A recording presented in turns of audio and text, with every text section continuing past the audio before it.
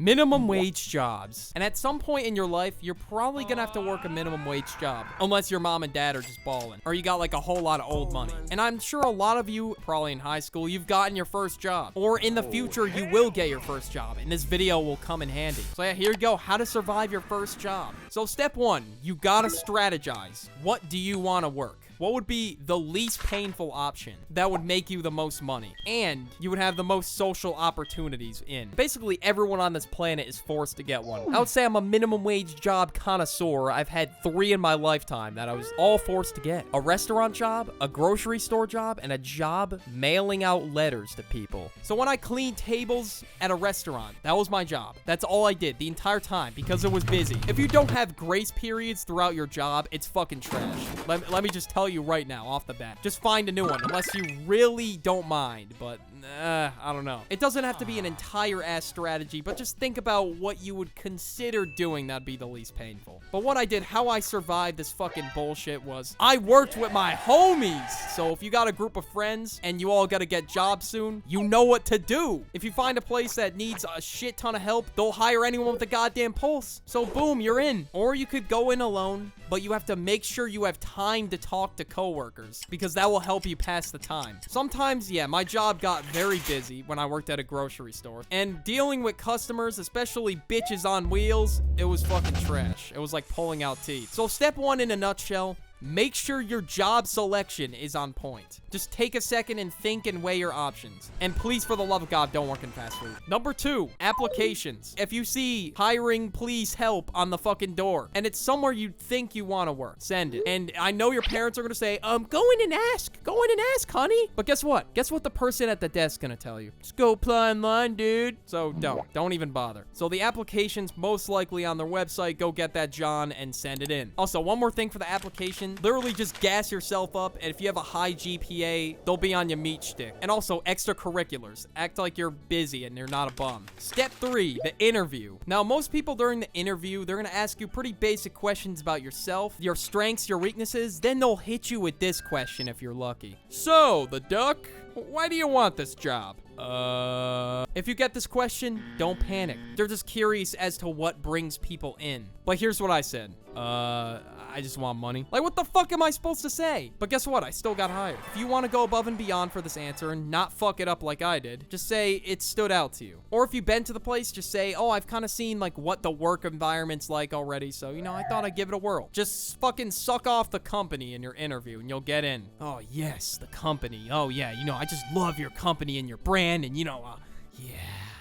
I have wet dreams to your company. Yeah, just basically glaze the company, not like that. Talk about yourself a little bit, hype yourself up, and then meat ride the company. Don't say you're there for money. I got lucky. They were hiring anyone with the pulse. Now you're on step 4. Congratulations, you got a job. But you don't know what the fuck to do. You're a noob. Loser? What are you doing, loser? Okay, no. Take a breather. It's all good if you don't know what the fuck you're doing. Those first day jitters are gonna be hitting. Just take your time no matter how angry the customer gets. Take your sweet ass time. Relax, it's not that serious. You could always get another minimum wage job. That's something I failed to realize, is it's not really that deep. I had a whole sit down talk with my manager because apparently I wasn't cleaning the tables fast enough at my restaurant job. Duck, you need to clean those tables faster. Move your butt. Chop, chop. Drink a Red Bull if you have to. He sounded like he had an object up his ass, but he said he was gonna fire me if I didn't pick up the pace or whatever. And then one of my coworkers went up to me after and said that it happened to him and he wasn't actually gonna fire me and I was working at a perfectly normal pace. I literally had the job for 2 weeks. And I guess I'm just gonna become an expert poof out of fucking thin air. Step 5.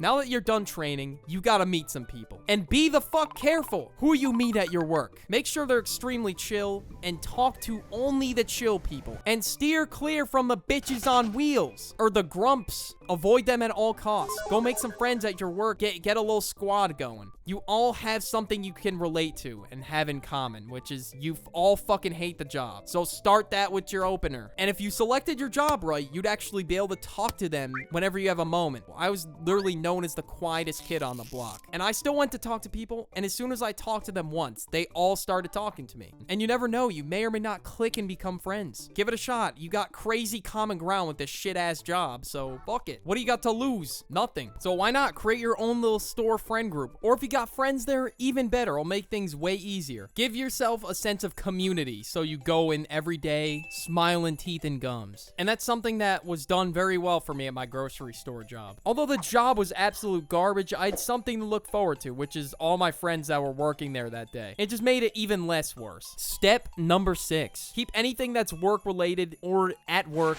off of social media. There's so many people that have quote unquote ruined their lives in seconds because they posted themselves doing something dumb at their job. Like just TikTok and work, it's just a breeding ground for just dumbasses. It's just not a good look at all. Because I guarantee you it's against their policy. So I would suggest not posting anything with the brand on social media. It's a pretty niche step, but I'd say it's pretty important. Especially with everyone and their mom using social media now, I'd say it's pretty important. Step 7. You've now worked there for 2 or 3 months, and you're bored as fuck. Every day just feels the same. You feel like Squidward from that one episode of SpongeBob. Everyone who's in that minimum wage job is in the same boat as you. So here's a list of things you could do at your job to cure boredom. First thing, music. Some jobs are very strict about music, some aren't. Keep one AirPod in, because if you have both in, you could get too distracted, and you gotta show that you're locked in, especially if you're working outside. I don't even think it matters. I always had music in when I was collecting carriages. It was the most lifeless job, but it made it so much better because I always looked forward to listening to music outside. I would recommend AirPods because they have no wires and they're small, so it's kind of hard to see them. And if you have long hair, you could easily just cover it. So it's literally a cheat code. And charge them on your break. You could come up with your own store games that you play with your friends. Like, bro, I would just be playing receipt basketball the whole time. I had a trash can underneath my register, and whenever someone didn't want their receipt, I would just try to fucking score buckets. I would do trick shots and everything, so you could create your own little game like that. Kind of just help pass the time. And don't be afraid to be creative with what you do. Like, we were on the register computers fucking with the sound that the register made one day. And the manager, yeah, she did get mad at us, but we didn't get fired. Like, as long as you don't do anything really dumb, you won't get fired. Like, cuss out a customer or something. And speaking of, step 8.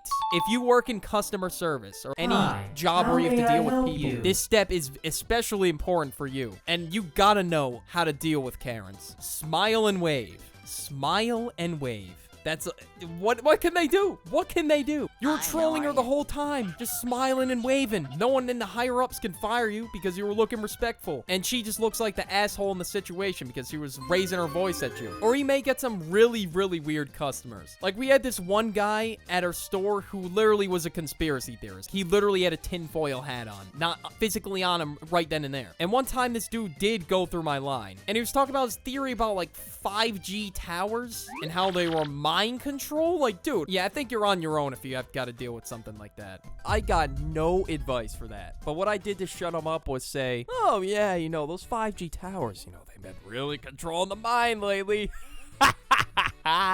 Okay, no, I said nothing. I know, I'm a pussy for doing that. But look, I'm not trying to sit here at a shitty minimum wage job that I already hate and have a conspiracy theory debate with a fucking lunatic. Not on the agenda for the day. I was just shocked. You don't expect that in your day. But yeah, the thing about these customers is you can get a story out of them. So it's pretty much basically free entertainment for the day. And plus, it's extra content for the channel. So I was basically wanting this to happen. I did have a Karen encounter. I saw one live in front of my own eyes. She got mad at the person at the customer service desk. And she was getting all mad because someone apparently didn't bag the groceries the right way or whatever. I was the register closest to the customer service desk. This was happening right in front of my own eyes. And she said that she was going to fire the person at the customer service desk. Yeah, man, that's totally gonna happen. And what she did, she was literally raising her voice and yelled and stormed out of the store and saying, I'm never shopping here again. Like, bro, shut the fuck up. Boo-hoo, we lost one customer. Oh my god, So threatening. Step 9.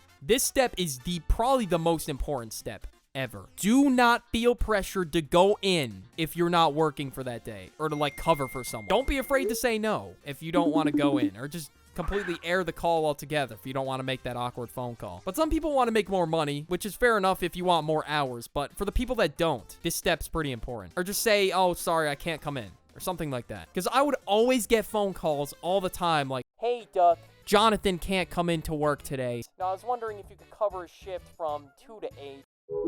You think I'm answering this shit? Fuck no, dude. You're better off finding what you want to do with your life with that free time. You're better off doing hobbies, you know, enjoying your life. Because you're going to be working for the rest of your life. So why would you want to go in it? Okay, it just makes no sense. That's how I always thought about it. Just enjoy your part-time job life while it lasts. Unless you really want the money. And the last and final step. And I know it's so minuscule, but it's so important. If you don't want the time to go by so slow, take a piece of tape or sticker if you have a clock with you and just cover it. Don't look at the time because it will go by painstakingly slow if you do. So yeah, take these steps into consideration and thank you for watching my TED Talk. Go watch that video on that screen. Go, go, go now.